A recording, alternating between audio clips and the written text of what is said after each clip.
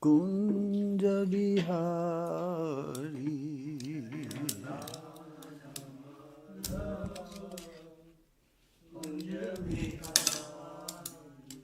Jaya Radha Madhava Kunja Bihari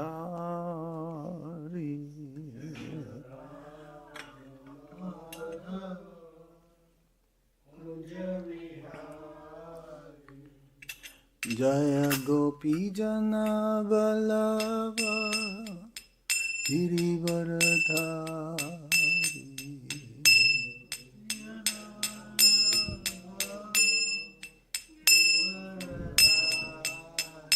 Jaya Gopi Jana Vallabha Girivaradhari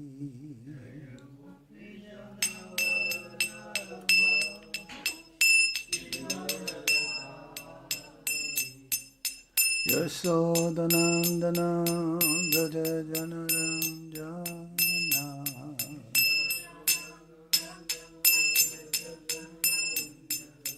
Yasodanandana Braja Janaranjana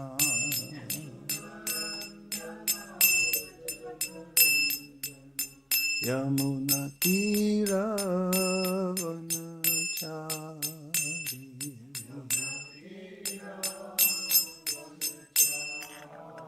Yamuna Tira Vanachari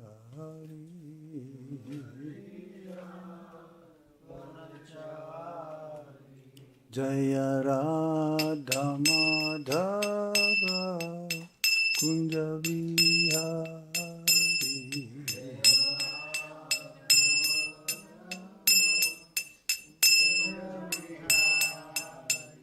Jaya Radha Madhava Kunja Bihari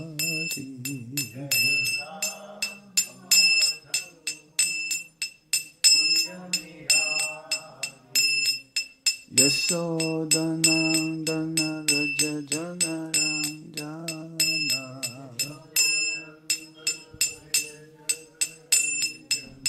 Yasodanandana Raja Janaranjana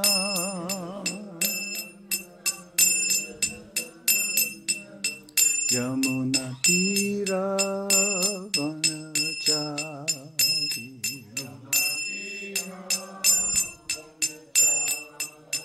Yamuna Tira Vanachari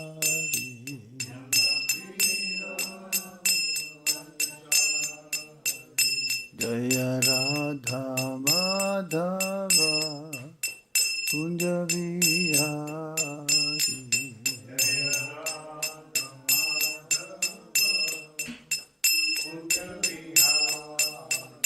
Jaya Radha Madhava Kunja Bihari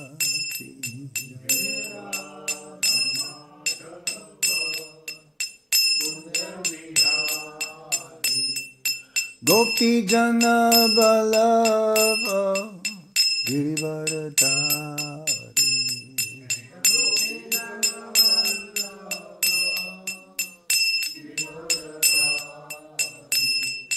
Gopi Jana Vallabha Girivaradhari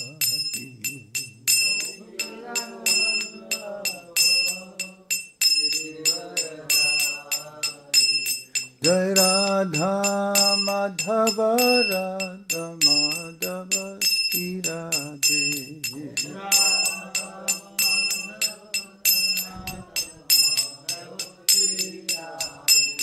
Jai Radha Gopinata Radha Gopinata Radhe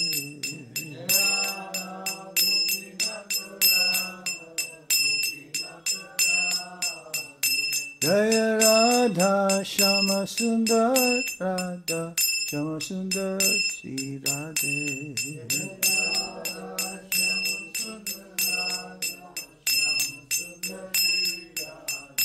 Jaya Krishna Balaram Krishna Balaram Krishna Balaram Jaya Krishna Balaram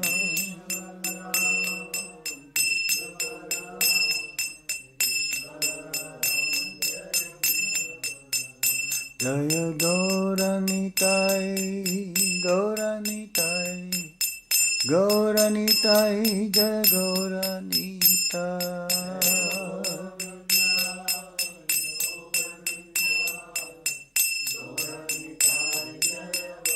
Jaya Jaya Prabhupada Prabhupada Prabhupada Jaya Jaya Prabhupada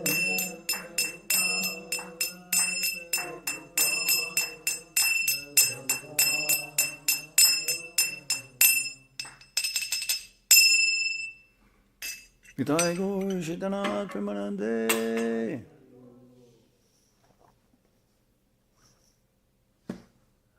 Nama Om Vishnu Padaya Krishna Vishtai Bhutale Shimati Gopa Krishna Goswami Timani Prabhupada Sahityam Yapakasha Gatirecha Acharangala Sharagat Pate Nama Om Vishnu Padaya Krishna Prestaya Bhutale Srimate Bhakti Vedanta Swami Niti Namine Namaste Saraswati Deve Gauravani Pracharine Nirvisesa Sunyavadi Pasyatya Deshatarine Om Jnana Timirandasya Jnanam Jnana Shalakaya Chakshurunmilitam Yena Tasmai Shri Gurave Namaha Shri Chaitanya-Mano-Bhishtam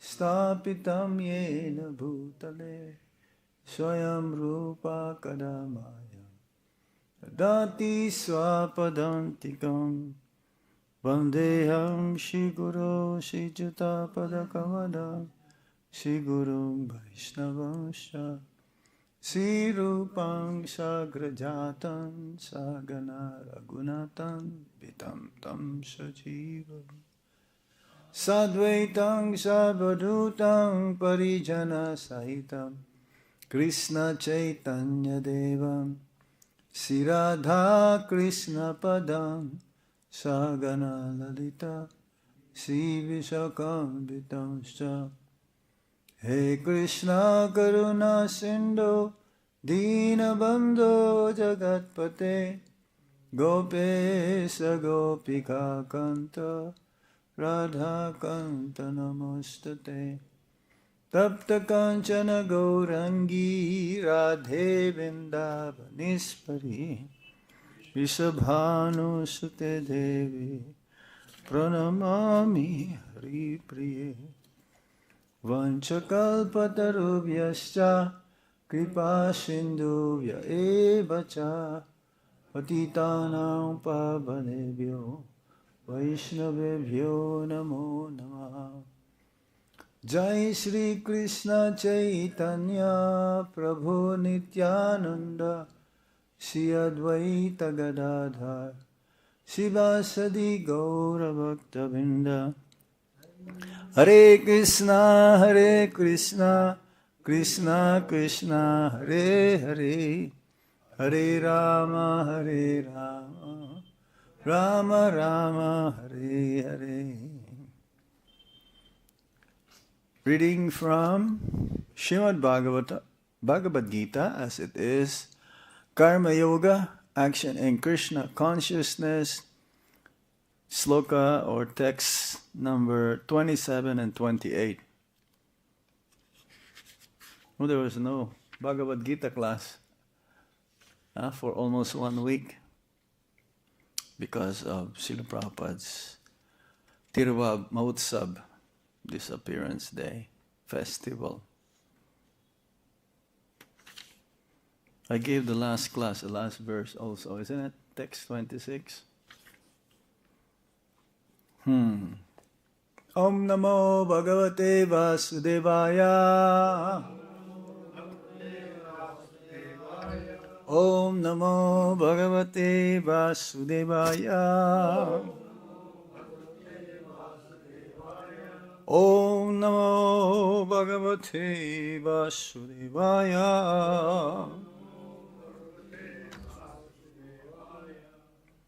Sparśān kṛtvā bahir bāhyāṁś. cakṣuś caivāntare bhruvoḥ. prāṇa-apānau samau kṛtvā. nāsābhyantara-cāriṇau. yatendriya-mano-buddhir.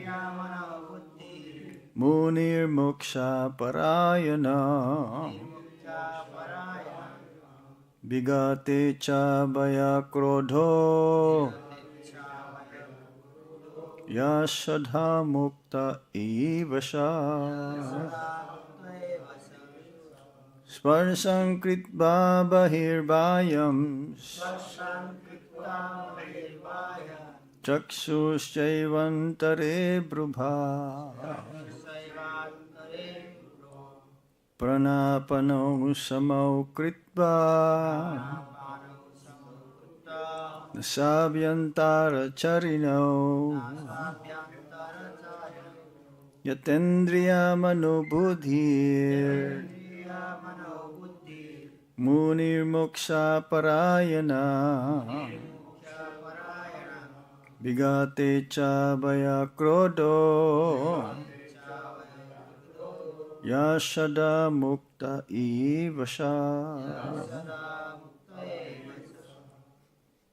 sparśān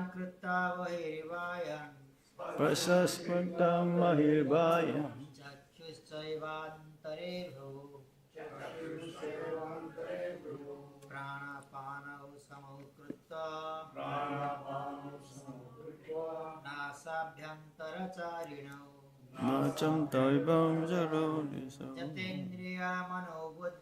yatendriya-mano-buddhir. mokṣa-parāyaṇaḥ. vigatecchā-bhaya-krodho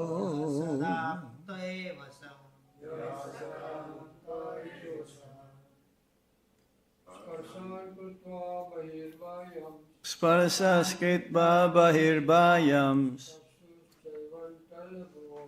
cakṣuś caivāntare bhruvoḥ. prāṇa-apānau samau kṛtvā.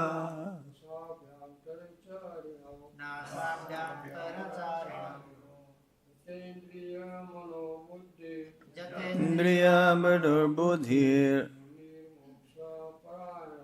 munir mokṣa-parāyaṇaḥ.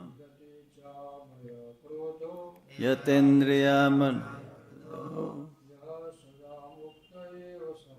yada sadā vasā.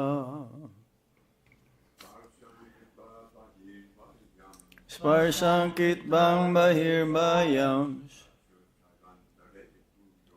cakṣuś caivāntare bhruvoḥ. prāṇāpānau samau kṛtvā. nāsābhyantara-cāriṇau.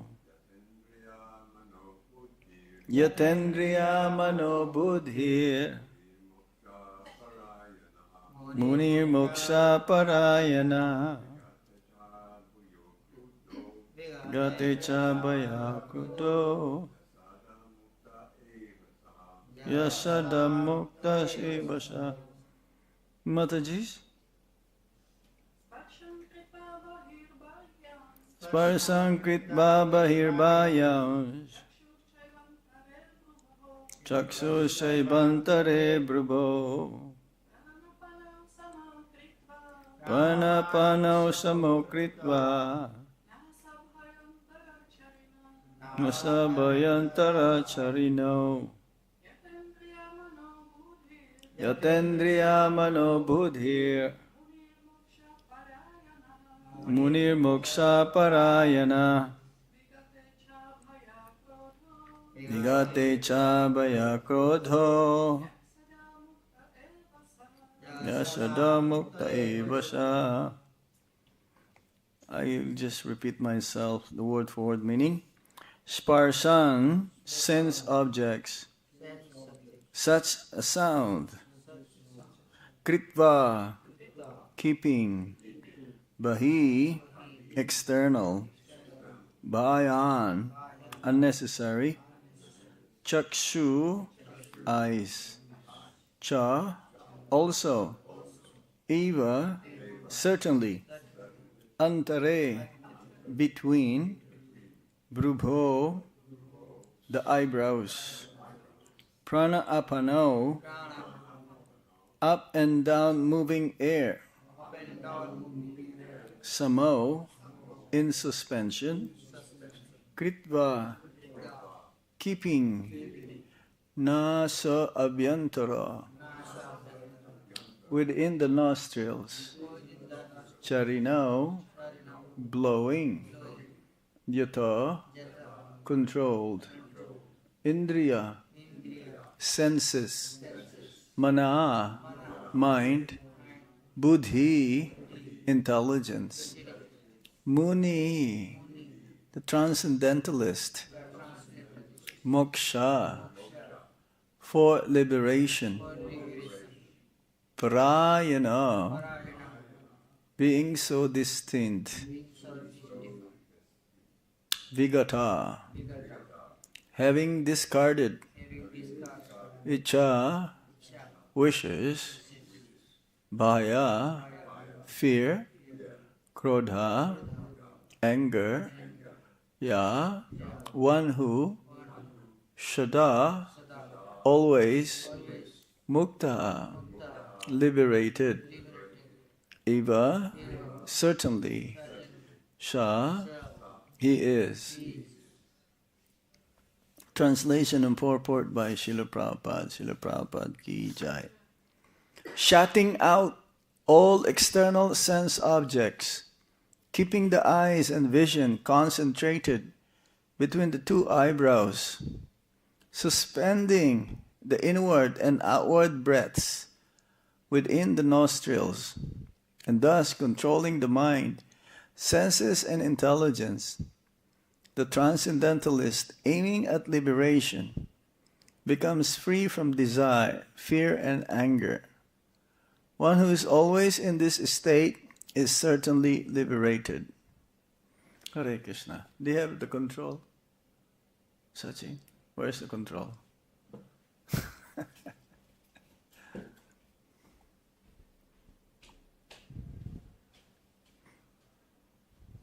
Purport. Being engaged in Krishna consciousness, one can immediately understand one's spiritual identity.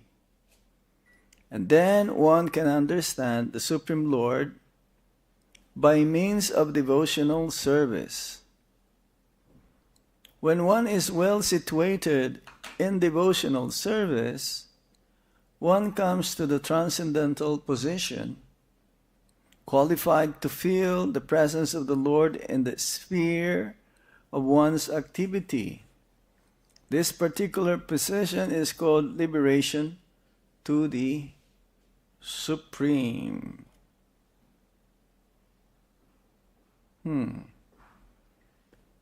Or this particular position is called liberation in the Supreme.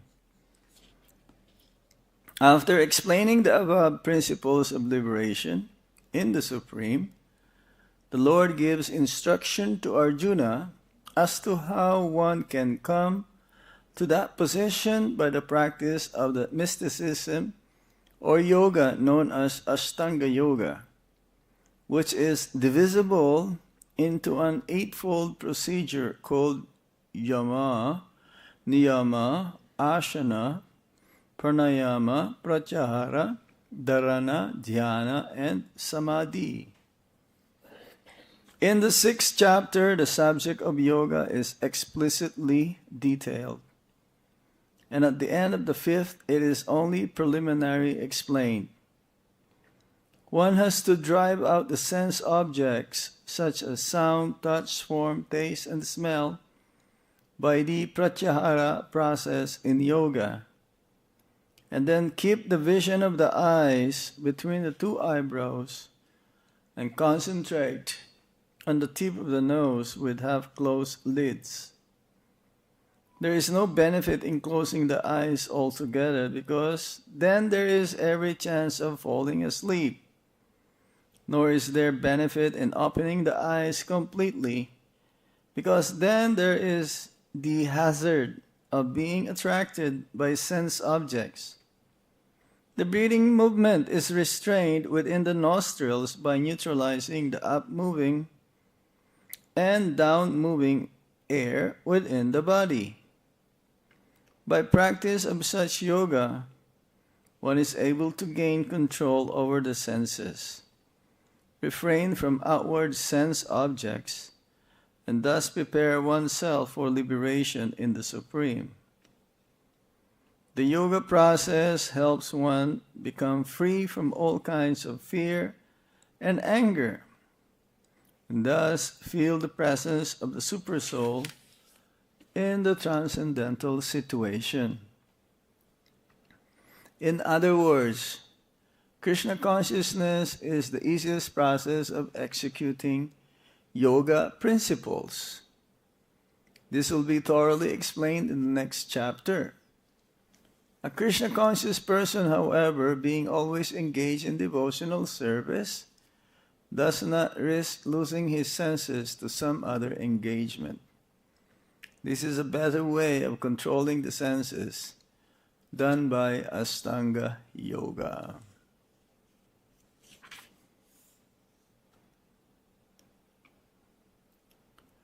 Again, the translation. Shutting out all external sense objects, keeping the eyes and vision concentrated between the two eyebrows, suspending the inward and outward breaths within the nostrils, and thus controlling the mind, senses, and intelligence. The transcendentalist, aiming at liberation, becomes free from desire, fear, and anger. One who is always in this state is certainly liberated. So this is like the introduction for the next chapter's main contents, or the message. Next chapter is about dhyana yoga, which even Arjuna also is not able to accept it 100%. But in those days, 5,000 years ago, this could be still possible. But how one can perform Ashtanga Yoga in the middle of a battlefield? Sit straight, controlling the senses. That includes the mind, controlling the desire to enjoy the opposite sex. This is the yama, niyama. It's mentioned here. This process starts from controlling the senses, following the four regulative principles, which ultimately aims at the point where one will become liberated from the entanglement in this material world.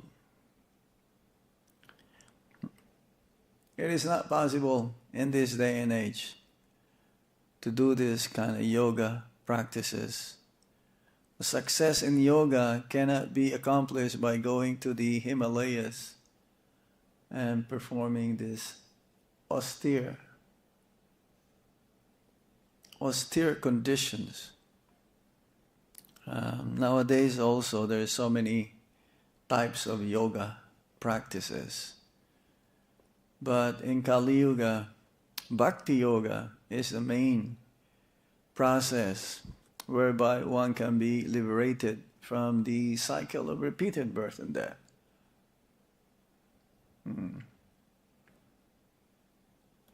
People nowadays, they think that yoga means just doing some sitting postures, but without following any rules and regulations like no meat eating, no intoxication, no gambling, no illicit sex. And you can even not follow being controlling the tongue by eating meat. So how one can become successful in yoga? The whole purpose of yoga is to unite with the Supreme Personality of Godhead. I came from the word yoke. Yoke means to connect. The connection between the living entities and the Supreme Lord, Sri Krishna, is called yoga. But so there are many types of yoga. It's like here, in this chapter, it is called Karma Yoga, Action in Krishna Consciousness. So one can attain liberation as well, even if one surrender the fruits of his activities for the pleasure of the Supreme Lord, performing one's duties for ultimately to please Lord Krishna. The so-called yoga practices in this day and age is not to surrender unto Krishna, but to increase one's health, to increase one's strength, but not to focus one's mind onto the lotus feet of the Supreme Lord. So it says here, the common theme between text 27 and 28 is that the people generally identify spirituality with inaction. If you don't move, you don't do anything, and you just meditate, that is spirituality. Even though that meditation could be something else besides thinking of Krishna. They think by sitting somewhere in the forest is more spiritual than working in karma yoga.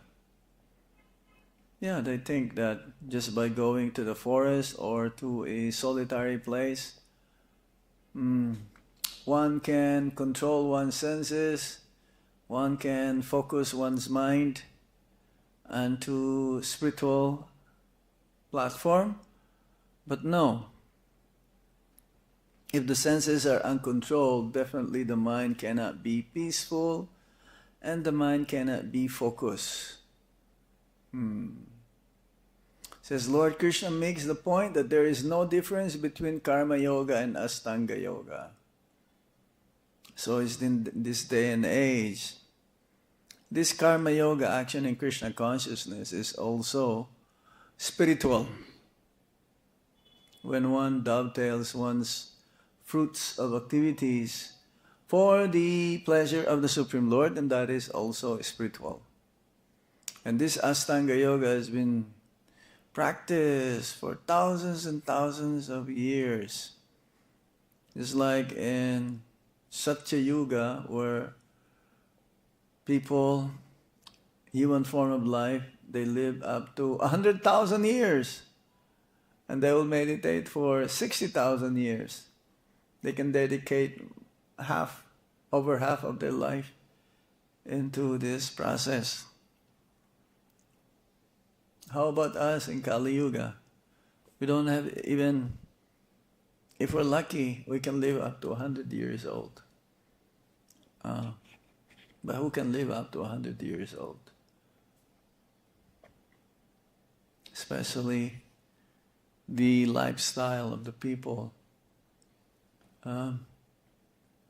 They sleep less, they work longer hours, they sleep less, they overeat or they undereat. They work too hard. One full-time job, and then 2 part-time jobs, sleep very less, and still they are unsatisfied. So Krishna tells here that one may achieve the same result of realizing Paramatma, Super Soul, within one's heart through Ashtanga Yoga. So this, especially this chapter 5, is a preview. Preview means giving us a glimpse or introduction for the next chapter. And Srila Prabhupada gave a series of lectures in this chapter in Los Angeles, controlling the mind. Ultimately, one's mind has to be controlled in order to one becomes focused and happy. Yes. It says here, also when one is thus purified in vision and activities by Niskama Karma Yoga, only then one can begin and make advancement in Ashtanga Yoga. So again, Niskama, that means no desire for fruitive gain, then one can become successful also in Ashtanga Yoga. In Kali Yuga, our desire should be dovetailed according to the desire of the Supreme Lord. Then only then we can become successful. So, for those who are following the process of Bhakti Yoga, they transcend the position of liberation in the Supreme. And this includes the following. One can immediately understand one's spiritual position. So as soon as we serve the Supreme Lord and practice Bhakti Yoga, then one can, generally, they will come to the conclusion, even though theoretically we are told that we are not this body, we're spirit souls and we are meant to serve the Supreme Lord. So when we apply these different processes in Bhakti Yoga, then we will realize ultimately that we're not this body, and we're all servants of the Supreme Lord, eternal in nature. Same with the Supreme Lord, who is also eternal in nature, but he cannot be covered up. We'll be able to understand the Supreme Lord by devotional service only. Bhaktyamam abhijanati yavan yaschaspi tatpataha. So, yes, if we can understand a little bit of ourselves, then we can understand also Lord Krishna, who is unlimited. And the process is this Bhakti Yoga. One not necessarily be very, very scholarly, educated to understand Lord Krishna. There was this story of, I think we told this a few times, of this professor in Varanasi. There is one Sanskrit Hindu university there. So he found out that Bhaktisiddhanta Saraswati Thakur is visiting. So he wanted to ask him a question. So when he reached and see the mandir where Bhaktisiddhanta Saraswati Thakur was staying, he was very eager to meet Bhaktisiddhanta Saraswati Thakur to ask a question. So he asked Bhaktisiddhanta Saraswati Thakur, I have a question. But then Bhaktisiddhanta Saraswati Thakur says, I'm a little busy now, but somehow why don't you go and see our pujari who is in the near the main washing area the deity's paraphernalia. So when he reached there, the professor saw the pujari cleansing some of the pots has been used for the worship of the Lord. So he asked the pujari, I have a question. And Bhaktisiddhanta Saraswati Thakur, he asked me to come here. So he says, okay, I will reply to your question, but why don't you help me polish some of these utensils, the Lord's utensils. So he was engaged in polishing the Lord's bartan or utensils, and then when the cleansing is finished, so the pujari was asking him, do you have any question? I don't have any other question. So he returned to Bhaktisiddhanta Saraswati Thakur. And Bhaktisiddhanta Saraswati Thakur, so did you get your question replied? And the professor says, no, there's no need of reply because I already received the knowledge that I need to know just by serving, just by washing the Lord's plates.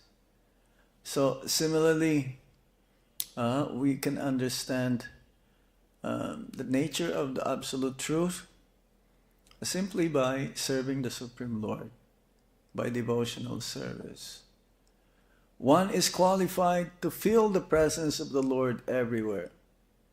So wherever one performs bhakti, it could be in any major cities of the world, like New York, London, Paris, or Delhi, anywhere else in the world wherever the devotees are performing bhakti, they can feel the presence of the Supreme Lord. This is the mystery here, because the Lord is present everywhere, but especially for the devotees who are rendering pure, unalloyed, loving service towards the Supreme Lord. So here we are given different ways of how we can focus ourselves in order to become Krishna conscious. Specifically, we are told here about this Astanga Yoga, which will be further described in the next chapter, Astanga Yoga. Because by performing this Astanga Yoga, one will become free from fear, anger, and desire. Fear, desire, and anger. Fear. Ultimately, our greatest fear is at the time of death. Because one who does not know his destination is certainly very, very fearful. He's so much in fear because he doesn't know what he will be next life. For the devotees, though, there is no fear. It's like in America, they have this T-shirt, no fear. That no fear is for the devotees. You've seen that? In London also, that T-shirt, no fear. I've seen it many times. But they're going to be very fearful at the time of death. Devotees, they don't have fear because they don't have death. They just continue on, whatever they're doing in their day-to-day activities. It just continues after death. They're doing bhakti, after that they continue to do bhakti. So, yes, fear is there. Fear of the unknown. For devotees, they knew that they're going to be with Krishna. So there's no fear. It says here also, desire. Becoming free from desire. What kind of desire is this? Material desire.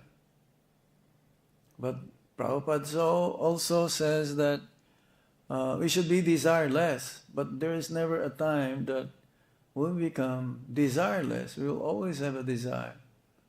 We just have to dovetail our desire according to Lord Krishna's desire or his pure devotees' desire. Then that is desireless. Because the desire of the Lord is ultimately for the benefit of the living entities, to go back home, back to Godhead. So that desire is wanted, to go back home, back to Godhead. And free from anger. Free from anger. Why does one become angry? Usually one becomes angry because he or she cannot obtain what he wants. Usually material desires is that one. Material desires. If one not be able to obtain one's material desires, then one becomes angry. And when there is anger, then there'll be frustration, and then it'll be wrath. Wrath is a higher level of anger. One will be in delusion. So, one will be able to control the senses, the mind, and intelligence. When one performs this process of eightfold yoga system, yama, niyama, asana, pranayama, pratyahara, dharana, dhyana, and samadhi. So again, when we discussed earlier, yama, niyama, there are do's and don'ts. When one performs this type of yoga, it is not that one can have unrestricted, uncontrolled senses, unrestricted usage of the senses to the sense objects. One cannot be carefree. One cannot just say, oh, okay, you don't have to follow any rules and regulations, and you'll still be able to do yoga. You'll still be able to ultimately realize the absolute. And that's not possible. So these yama and niyama, then asana. Asana, in the 6th chapter of the Bhagavad-Gita also, explains about the posture of a yogi. Straight. Sitting posture in Padma Asana, lotus position. The neck is erect, and Bhaktisiddhanta Saraswati Thakur is like this. You'll see him like sitting very, very regally, or his posture. He says that he doesn't even lean on the chair. To sit down. It's just straight up. And in Ashtanga Yoga, one's eyes is not fully wide open, because if your eyes are fully wide open, then there's a chance that you will be distracted. Or one should also not completely close one's eyes. Why? Because then you'll fall into sleep. As Prabhupada says, yes, I've seen these so-called yogis. They close their eyes, and they call it as meditation. But actually they're snoring. They're sleeping. So that's not yoga. Nowadays they have what you call hot yoga, cold yoga. They'll make the room very, very hot. Or they'll do yoga in the snow. Or They have what you call also beer yoga. So beer yoga. They will sip a little bit of beer and then meditate. Then after some time, sip a little bit of beer. This is what you call yoga. That's not yoga. These bogey, the sense enjoyers. Pranayam, just like there's breathing exercises, because in our body there are different types of air, and there are certain ways how you can do it. That's why the yogis, they can live for many hundreds of years, even thousands of years, because they'll be able to control their breathing, the in and out of air. Nowadays also they have this, they will have anilom bilom, breathing in one nostril and then coming out from the other, and then breathing in from that and then coming out from here. Or they will have this pranayam also, like always coming out. Yeah? Kapalbhati. Yeah. But then after that they will eat meat and they will drink liquor. So what is the use? Again, it's not gonna work. Pratyahara, dharana, then jhana, full meditation, and ultimate samadhi means complete absorption. It's like when our pure devotees, acharyas, will leave their body, it says, he went into samadhi. Samadhi means complete absorption. No more coming out of their physical status. They're just completely in the transcendental platform. So, this is very difficult to perform. Ultimately, this 8 steps of Ashtanga Yoga, the equivalent of this is that when we perform the chanting of Hare Krishna Maha Mantra, ultimately when we chant the Hare Krishna Maha Mantra and become strict with our sadhana, read Srila Prabhupada's books, eat only Krishna Prasadam, associate with the devotees, again, will be able to accomplish what they've been doing many thousands of years ago. This very difficult type of yoga. So it is not possible in this day and age. How to do this? Just simply by chanting Hare Krishna Maha Mantra, eating only Krishna Prasad, one will go back home, back to Godhead as well. So it is the easiest form of yoga, Krishna consciousness, Bhakti Yoga.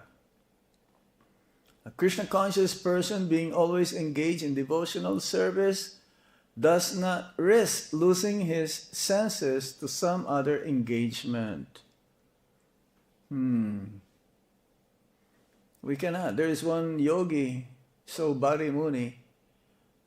He wanted to not be distracted, so he decided he performed his meditation underwater, in Yamuna.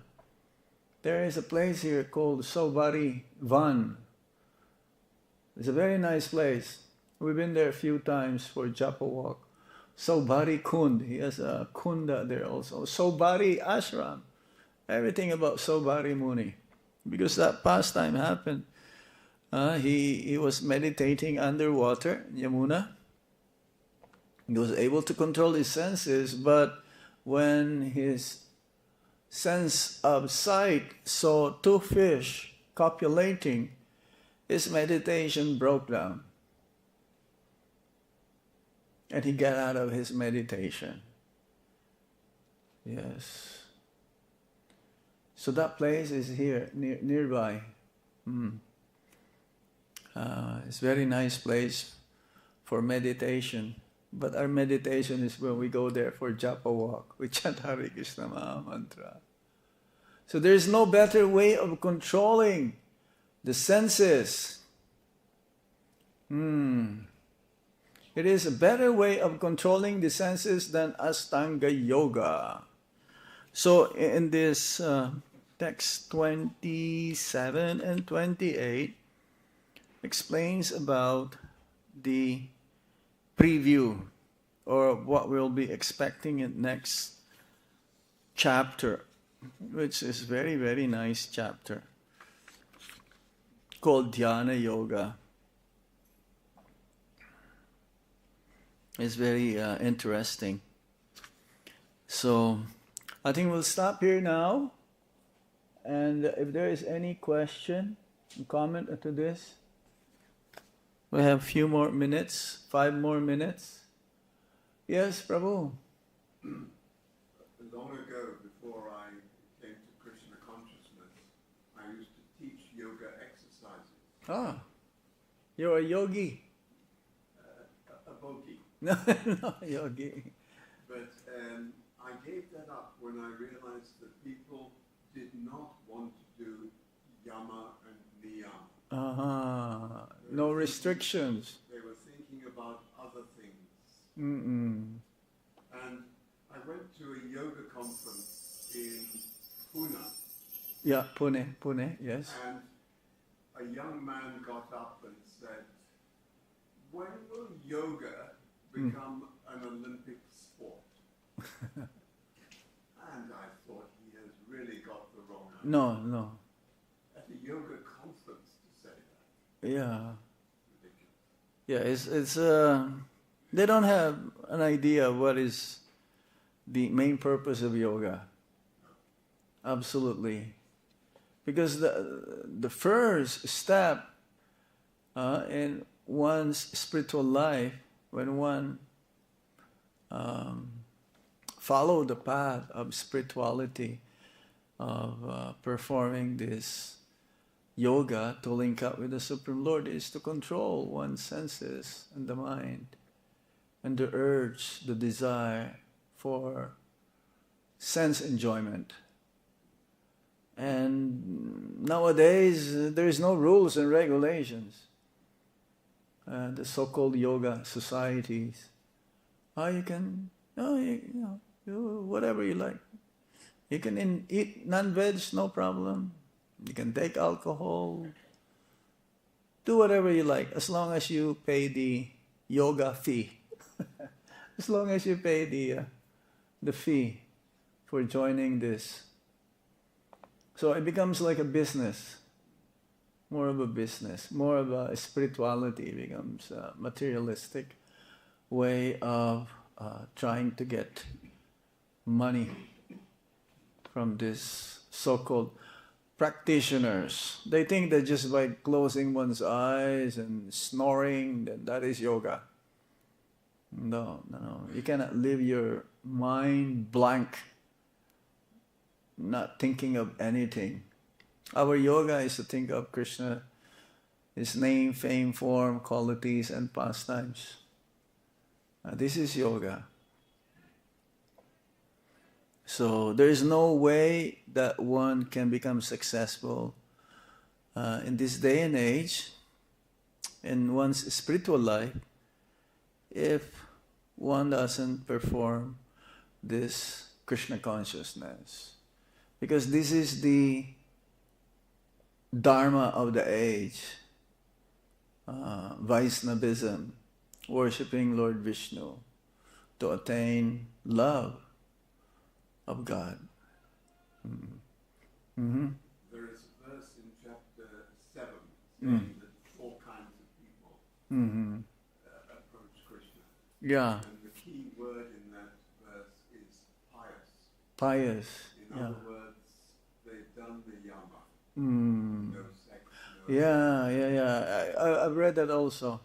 If one is still sinful, then he cannot follow this process. Yeah. We tried as much as possible to offer this to everyone but others are more pious. That means they don't have any vices. They're more in the mode of goodness, and then they can take up to this process easily, more than others. Those who are gamblers, but by the association of devotees, we're giving them the opportunity. It's like Prabhupada, he initiated one disciple whose job is in a slaughterhouse. So at the time of initiation, Prabhupada says, now no more animal killing. That's very sinful, isn't it? In a slaughterhouse. I remember when we were a kid, because we live in near the marketplace, so we used to visit this slaughterhouse. Oh, it's terrible, horrible. You can see the animals crying, really crying, because they knew that their throats will be slit. Yeah. Yes, that's the main criteria. Just to have a little bit of faith in the process. But I've seen people who was really sinful. It's very difficult for them to take. If they somehow or other they get the mercy, that means prasadam. If they taste the prasadam, then more likely they'll become attracted, because that purifies them. But some, it may take many lifetimes before they take up the process. We're so fortunate. Well, for you who took birth in India, it's not the same as for us Melechas.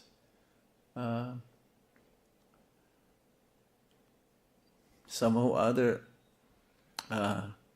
we had a great fortune given by Srila Prabhupada himself to take up the process. Otherwise, it's hopeless. It's hopeless for us. Okay? Any more points? Any more comments? So tomorrow, the verse is about the peace formula. The peace formula. Prabhupada says, if you know this peace formula, you'll be able to tell others about Krishna. This is the formula for the preachers to know, to realize, so that we're able to convince others to be Krishna conscious as well. Okay, we stop here now. Thank you very much. Srila Prabhupada ki jai. Itai Gaur Sitanath Premanande Hari Hari Bol Jai. Hari Om.